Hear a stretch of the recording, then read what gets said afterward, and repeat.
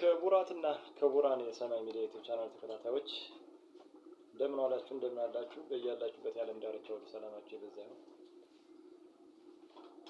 ዛሬ እንግዲህ ሚንጊ ነኝ በሚል አርዕስት የተዘጋጀ የሐመር ብሔረሰብን ወግ፣ ባህል እና የአኗኗር ዘይቤ አስመልክቶ አንድ ዝግጅት ይዤላችሁ ቀርብ ያለው አብረን እንቆይ፣ በጥሞና ተከታተሉ። ሚንጊ ነኝ ይላል ርዕሱ እና ምንጭ ጠቅሳለሁ። መጀመሪያ በነገራችን ላይ የኔ ስራ ወይም ሄጄ ራሴ ያጠናሁት አይደለም። ስለ ብሔረሰቡ ራሴ ያጠናሁት የኔ ውጤት ወይም የኔ ስራ አይደለም። ምንጩ ከቡስካ በስተጀርባ በፍቅረ ማርቆስ ደስታ ከገጽ 67 እስከ 68 1986 የተጻፈ ነው እና የጽሁፉ ወይንም የባህል ምርምር አድራጊ ግለሰቡ ፍቅረ ማርቆስ ደስታ ናቸው እና ክሬዲቱ ለእርሳቸው ነው። ከቡስካ በስተጀርባ ነው ርዕሱ እና ሚንጊ ነኝ። እንግዲህ በሐመር ብሔረሰብ በመጀመሪያ ላም፣ በግ ወዘተ ጥርስ የሚያበቅሉት በታችኛው ድዳቸው ስለሆነ ቅዱስ ይባላሉ። አህያ፣ ፈረስ፣ ጅብ ወዘተ ደግሞ በላይኛው ስለሚያበቅሉ እርኩስ ይባላሉ ይለናል። የሰው ልጅ የወተት ጥርሱን በታችኛው ድድ ማብቀል ሲገባው እንደ እርኩሳኑ በላይኛው ድድ ካበቀለ ለማህበረሰቡ አይበጅም፣ ቢያድግም አባቱን የሚጋፋና የሚገድል ይሆናል ተብሎ ይታመናል።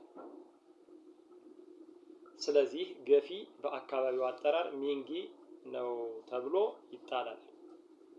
ገፊ ማለት እንግዲህ በሐመረኛ ያው ሚንጊ የሚሉት ነው። ስለዚህ በዚህ አይነት የጥርስ አበቃቀል ሁኔታ ካበቀለ ይጣላል ነው። ሌላ ቦታ ላይ ወይም ከአካባቢ ማህበረሰብ ከሚኖርበት ቦታ ራቅ ባለ ሁኔታ ይጣላል ነው። ከዚህ በተጨማሪ ጥርስ እንደማብቀል ሁሉ መውለቁ ላይም ችግር አለበት። በቅድሚያ መውለቅ ያለበት በታችኛው ድድ የበቀለ ጥርስ መሆን አለበት። በላይኛው ድድ የበቀለ ጥርስ ከወለቀ አሁንም ሚንጊ ተብሎ ይጣላል። ወይ ጉድ! በተወሰነ ደረጃ ትላንትና ላይቬ ላይ በመሃል ለማሳየት ሞክሬያለሁ እና እንደው እያንዳንዱን እየተነተንን ነው ብዬ ነው። በጣም የሚገርም እኮ ነው። የዚህ እምነት ሰለባ ከሆኑት የሐመር ተወላጆች አንዱ እኔ ነኝ ይላል እንግዲህ ተደራሲው ግለሰብ። ከሎ ሆራ እባላለሁ ይላል። የተወለድኩት ሐመሮች በብዛት በሚገኙበት በቡስካ ተራራ ስር ነው። በሕፃንነቴ እናቴ በምትለብሰው ቆዳ ሽፍን አድርጋ ከሰውነቷ ጋር ለጥፋኝ ስቅስቅ ብላ ታለቅስና በሸካራ ቅጠል ጥርሴን ትሞርድልኝ ነበር።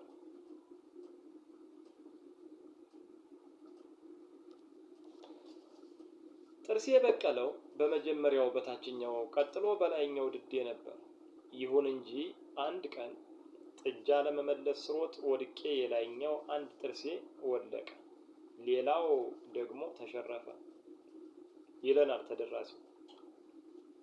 እንዳበቃቀሉ ሁሉ በታችኛው ድድ የበቀለው ጥርስ መውለቅ ሲገባው የላይኛው ቀድሞ የወለቀ ለማስመሰል ነበር ጥረቷ። ሁሉ ከንቱ ነበር። ወድቄ ሳለቅስ ያዩኝ ሰዎች ለሽማግሌዎች ነግረው ስለነበር አንድ ቀን አባቴ ባልነበረበት ወቅት ሚንጊ የተባሉ ልጆችን የሚጥሉ ሽማግሌዎች ወደኛ ጎጆ መጡ። እናቴ በርቀት እንዳየቻቸው ሰውነቷ ተንቀጠቀጠ። እምቦሳዋን እንደምትልስ ላም ሰውነቴን ደጋግማ እየሳመች ስቅስቅ ብላ ለቀሰች። ሽማግሌዎች ጥርሱን አስወልቀን እናምጣው ብለው ከእቅፏ መነጨቋት።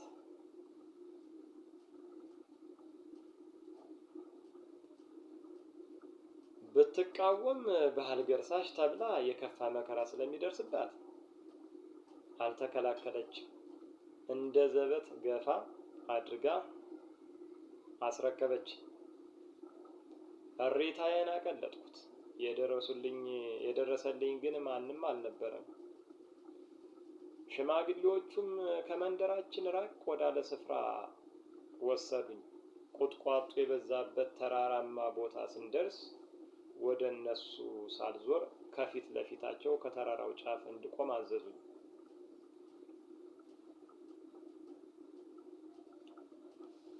አላስችል ስላለኝ ድንገት ዞር ስል አንደኛው ሽማግሌ የወረወረው ጦር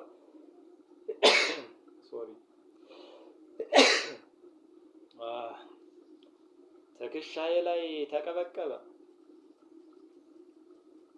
ተሰካ ማለት ነው። ትከሻ ላይ ተቀበቀበ ማለት ቋንቋው ደራሲው የተጠቀሙት ቋንቋ በጣም ትንሽ ከበድ እንዳይል ተቀበቀበ። ወዲያው ገፈታትረው ወደ ገደሉ ከተቱ። ከተራራው አናት ላይ የወረወሯቸው ትናንሽ ናዳዎች ፈነካከቱኝ። የደም አበላ ዋጠኝ። ብዙ እነሱም ሞቷል ብለው ትተውኝ ሄዱ። እዚያ ስጓጉር አድሬ በነጋታው ረፋድ ላይ ድምፄን የሰሙ መንገደኞች አግኝተውኝ ወደ ቤታቸው ወስደው ከሞት አተረፉ። ለትንሽ ጊዜ እነሱ ጋር ከቆየው በኋላ የመንግስት ሰራተኞች ስለሆኑ ወደ ዋና ከተማ ጂንካ ሲዘዋወሩ እኔም አብሬያቸው ሄድኩ። እዚያም ትምህርት ቤት አስገቡኝና ትምህርቴን መከታተል ጀመርኩኝ ይለናል ተደራሲው። ከወላጆቼና ከአካባቢው በተለየው በ13 ዓመቴ የመሰረተ ትምህርት ዘማች ሆኜ ወደ ትውልድ መንደር ዘመትኩኝ። እዚያ እንደደረስኩ አንጋፋዎቹ አወቁኝ። አባቴ ቢሞትም እናቴንና ሌሎች ዘመዶችን በሰላም አገኘኋቸው። ገፈታትረው ገደል የከተቱኝ ሽማግሌዎች እንዳየኋቸው ቂም ያረገዘው ልቤ ሊበቀላቸው ቋመጠ።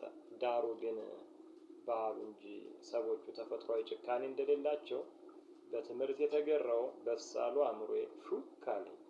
እኔም ፊደል ከማስቆጠር ወይም ከማስተማር ጎን ለጎን ይህን እና ሌሎችንም ጎጂ ልማዶች የማህበረሰቡ ተወላጅ እንዲዋጉ ቆርጬ ተነሳው ይለናል።